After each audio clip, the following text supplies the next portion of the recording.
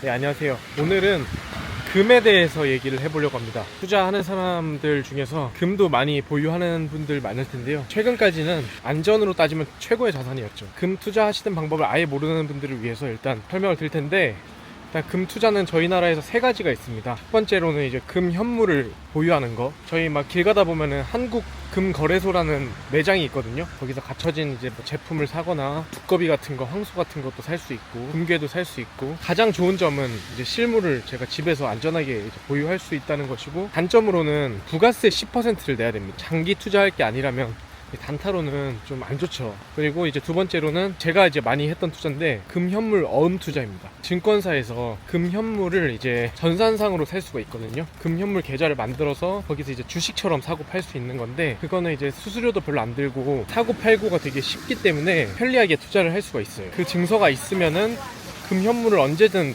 바꿀 수가 있습니다.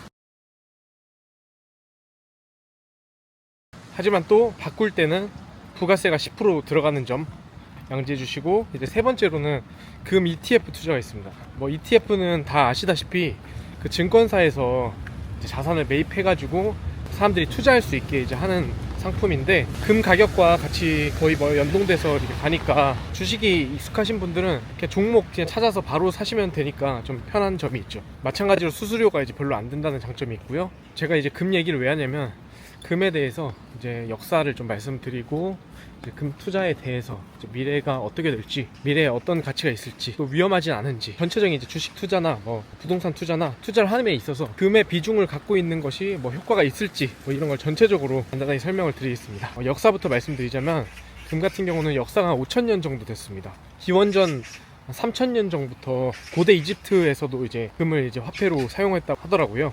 금을 화폐로 쓰면서 엄청나게 오랜 기간 동안 이제 번영을 누린 그런 나라들이 있는데, 대표적인 게 로마죠.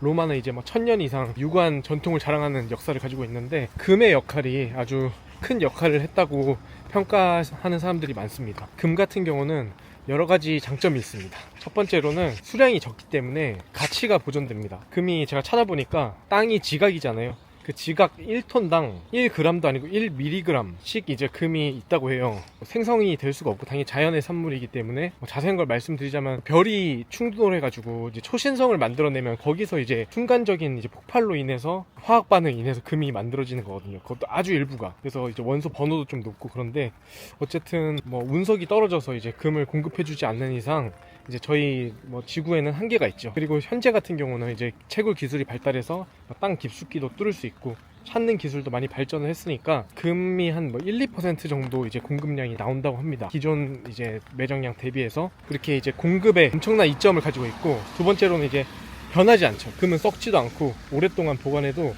전혀 문제가 없습니다. 뭐 상하는 것도 아니고. 반면에 은은 또 녹슬잖아요. 금이 이제 불변성이라는 장점도 갖고 있고, 재련을 할 수가 있으니까.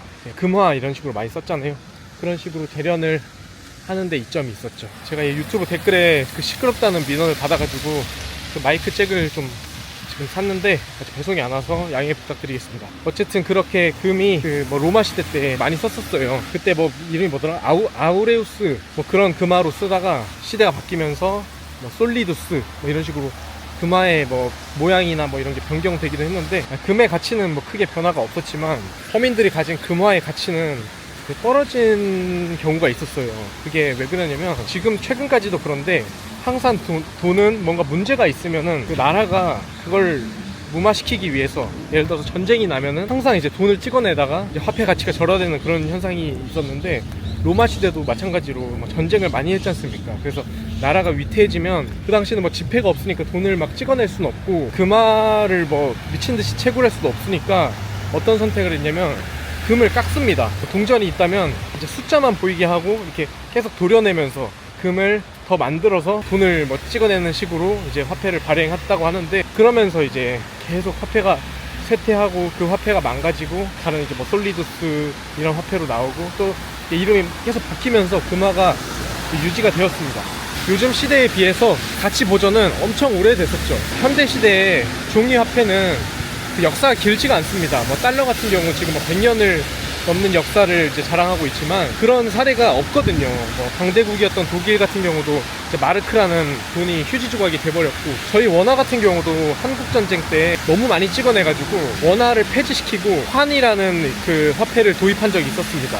그리고 나서 전쟁이 끝나고 이제 60년대에 이제 박정희 대통령이 그 경제를 엄청나게 부흥시키면서 외국 자본으로부터 이제 그 원화 가치를 끌어올려가지고 다시 원화를 그 원복시킨 그런 사례도 있죠. 종이화폐 같은 경우는 역사가 큰 경우가 거의 없습니다. 하지만 금은 이제 5,000년이라는 역사를 자랑하는 것처럼 엄청나게 이제 안전적인 화폐 수단이었습니다. 단지 이제 종이화폐처럼 옮기는데 이제 옮기고 사용하고 쪼개는데 이런데 좀 불편했기 때문에 현대의 화폐가 안 된 거지, 다른 면에 있어서는 최고의 이제 화폐였죠.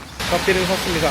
자, 어디까지 얘기했죠? 금의 이제 공급이나 뭐 가치 보전에 대해서 얘기했는데, 과거에는 뭐 은 같은 경우도 이제 은화로 제작되면서 이렇게 화폐로 쓰였는데 금보다는 덜 희소하니까 이제 조금 더 낮은 가치의 화폐로 쓰였겠죠. 근데 은 같은 경우는 근본이제가 되면서 좀 쇠퇴의 길을 걸었습니다. 그 과거에 이제 근본이제라고 여러 나라들이 이제 지폐를 쓰고 이제 막 유럽 각국이 이제 전쟁을 막 벌이고 그런 시대 때 이제 뭐 여러 나라들이 앞다투어서 근본이제를 선택하기 시작했죠. 대표적으로 이제 영국이 스타트를 끊었는데, 그 근본이제라고 하면은 국가가 발행하는 이제 화폐가 전 세계적으로 가치를 인정받아야 되는데, 그 가치를 이제 금을 비축해서 금을 얼만큼 비축한 만큼 화폐를 발행할 수 있다, 이렇게 한 게 이제 근본이제인 거 다 아시겠지만, 많은 나라들이 이제 근본이제를 선택했는데 중국과 인도 같은 경우는 당시에 은본이제를 선택했었습니다. 하지만 이제 금의 수요가 더 높아지고 은의 수요는 더 낮아지면서 경제에 엄청난 충격을 이제 받았다고 합니다. 그래서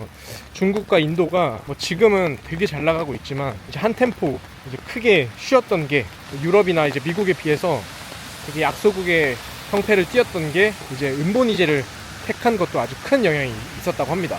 은은 그러면 왜 안 좋을까? 또 은 같은 경우는 이제 산업용으에서 되게 많이 쓰이거든요. 한 산업용으로 한 50% 정도가 쓰인다고 합니다. 반면에 이제 금 같은 경우는 산업용에서 쓰이긴 하지만 뭐 10% 정도밖에 되지 않고, 나머지는 가치 저장을 하거나 투자를 하거나 귀금속을 갖고 있거나 그런 것들도 이제 오래 보관하는 거잖아요. 그리고 가치가 많이 떨어지지 않잖아요.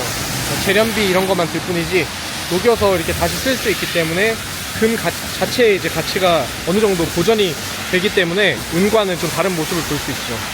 그리고 이제 산업용으로 쓰임이 있는 그런 그 오브젝트가 화폐로 좀 가치가 없는 이유가 뭐 이런 사례가 있습니다. 구리 같은 경우도 산업용으로 엄청 많이 쓰이잖아요. 구리 전선 이런 데 많이 쓰이니까 계속 수요가 있는데 어떤 사람이 이제 구리를 사재기를 한 겁니다. 시장에 구리가 없어지니까 구리로 이제 제품 만들어야 되는데 없으니까 구리 값이 엄청 비싸진 거예요. 구리 값이 이제 폭등을 하니까 사람들도 이제 너도 나도 야, 구리 이거 가격 오르는데, 구리 투자를 엄청 했다가 그 구리를 사재기를 한 사람이 싹 팔아버리니까 구리 값이 이제 똥값이 된 거죠. 구리가 부족하니까 이제 가격이 막 오르니까 구리를 재련하는 사람들도 구리를 엄청 많이 공수해 왔겠죠. 이게 구리는 희소한 자원이 아니니까 공급량을 엄청 늘려가지고 시장에 확 공급을 하니까 투자자들이나 사재기를 한 사람이 싹 팔았을 때 구리값이 똥값이 돼버리는 거죠. 그래서 이제 구리는 절대 화폐가 될 수 없다는 점, 공급량이 지켜지지 않는 게 이렇게 무서운 겁니다. TMI만 했는데 투자에 있어서 제가 금에 대한 생각을, 제 생각을 말씀드리겠습니다. 금 같은 경우는 현금을 갖고 있는 것보다는 100배 낫습니다. 보통 이제 주식하는 사람들 몰빵 치면 안 된다 이런 말 있잖아요. 예를 들어서 비중 조절해야 된다, 분산 투자를 해야 된다가 이제 종목을 분산하는 것도 있지만, 예를 들어서 부동산이 없고 주식 투자만 하는 사람이면 주식을 70% 투자했을 때 현금을 30% 보존한다. 그 현금 30%를 그냥 다 금으로 바꾸는 식으로 저는 투자를 했었습니다. 그 현금 비축을 해놓는 것이 그 자산의 가치가 막 떨어질 때, 뭐 경제 충격이 이제 올려 그러면은 주식시장이 불안해서 기관들도 막 매도를 하잖아요. 개인들도 그렇고. 그럴 때 이제 지금까지 금이 항상 올라갔습니다. 금은 이제 전 세계적으로 통용이 되는 안전자산이고, 만약에 달러 기반 자산이 있다고 할 때 미국이 막 힘들어지면은 달러 화폐를 엄청 많이 발행하겠죠.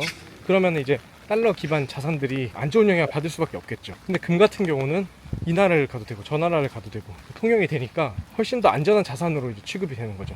그래서 세상의 모든 자산을 비교해 봤을 때 금이 제일 안전하다. 경제가 안 좋아지면 안 좋아질수록 금값이 오르는, 그 오른 금을 팔아서 싼 가격에 다시 투자를 하고, 나라가 이제 돈을 풀어서 돈 가격을 이제 싸게 맞추면서 자산이 같이 막 엄청나게 오르는 그런 기회를 또 노릴 수가 있거든요. 그래서 이제 금 투자를 했었는데, 뭐 지금도 당분간은 되게 안전한 투자 방법이라고 생각합니다. 현금을 들고 있는 것보다는 그냥 무조건 낫다고 보면 될 것 같고, 그런데 이제 안 좋은 점이 하나 있다면은 그 비트코인이 나와서, 비트코인이 이제 뭐 어떻게 생각하실지 모르겠지만 그 돈의 화폐의 그 장점들을 다 가지고 있어요. 금의 그 장점이 뭐였죠? 공급량이 이제 적기 때문에 희소성이 있다는 거. 비트코인은 아예 지금은 아직 채굴 기간이 좀 100년 남아가지고 공급이 있긴 하지만 2100만 개 중에 지금 100만 개도 안 남았습니다. 95% 이상이 지금 채굴이 다 된 상태고, 그러니까 앞으로 공급량이 엄청 적을 수밖에 없고, 또 불변성, 금이 녹슬지 않듯이 비트코인은 뭐 디지털 데이터 쪼가리니까 절대 변할 수가 없어요.